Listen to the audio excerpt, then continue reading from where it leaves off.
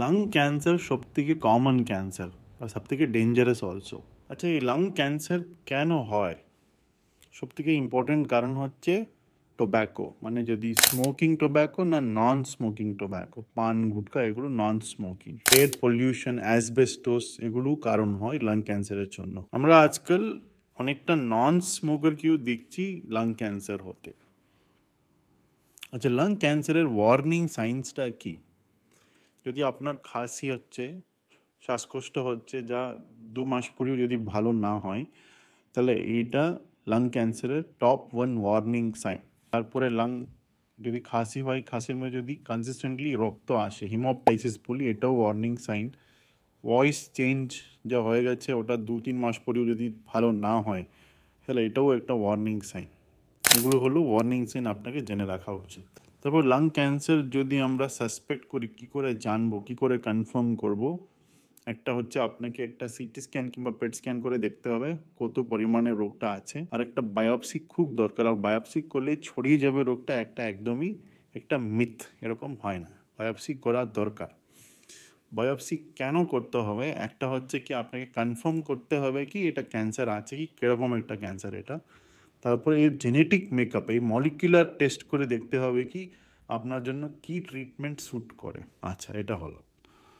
তারপরে lung cancer stages, মানে এটা কি? স্টেজ 1, 2, 3, 4। স্টেজ 1 and 2 মানে লাংসের মধ্যেই আছে, স্টেজ 3 মানে গ্ল্যান্ডে চলে গেছে, স্টেজ 4 মানে অন্য জায়গায়, যদি বুকে জল হয়ে গেছে কিংবা সব জায়গায় ছড়ে গেলে স্টেজ 4 বলি। আনফর্চুনেটলি 80% লোকের আমরা স্টেজ 4এই এই রোগটা ধরা পড়ে। এটা হলো আমার টেস্টিং স্টেজিং এগুলো। আচ্ছা, কী ট্রিটমেন্ট করা যায়? যদি আমরা ইনিশিয়াল 3 স্টেজে ধরা পড়ে, মানে ফার্স্ট, সেকেন্ড, থার্ড, তাহলে আমরা অপারেশন, ইমিউনোথেরাপি, কিমোথেরাপি, রেডিয়েশন এগুলো দিয়ে একদমই সুস্থ করা সম্ভব আছে। আজকাল টার্গেট থেরাপি, ইমিউনোথেরাপি আসার পরে এর কিউর রেট অনেকটাই বেড়ে গেছে। ইভেন স্মল সেল লাং ক্যান্সারে আমরা কিমো, রেডিয়েশন দিয়ে, ইমিউনোথেরাপি দিলে অনেকটাই সার্ভাইভাল ইমপ্রুভ করেছে। যদি 4 স্টেজ লাং ক্যান্সার হয়, এর ট্রিটমেন্ট একদমই পার্সোনালাইজ মানে আমার সামনে যদি 2জন পেশেন্ট আছে, একজন বয়স্ক মানুষ যারা স্মোকিং হিস্ট্রি আছে, আর একটা ছোটো মেয়ে যারা কোনোদিন স্মোকিং করেনি, এই দুজনের লাং ক্যান্সার একদমই আলাদা।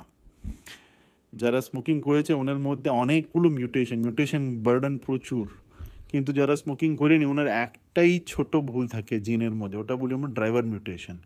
ছোটো মেয়েকে শুধু ট্যাবলেট দিলেই অনেক দিন ভালো রাখা যায়।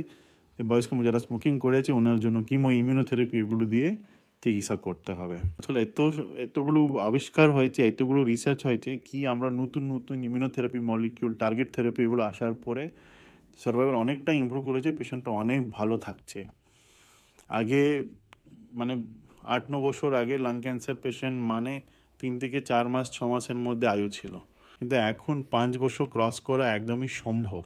অনেক কিছু যদি ভালো চিকিৎসা, উত্তম চিকিৎসা করা যায়, আধুনিক চিকিৎসা যদি করতে পারি, এরা লম্বা সময় একদমই সুস্থ থাকে। আর একটা লাস্ট কথা হচ্ছে স্ক্রিনিং, মানে লাং ক্যান্সার আসার আগে কি আমরা একটা টেস্ট করে জেনে রাখতে পারি? হ্যাঁ, করতে পারি।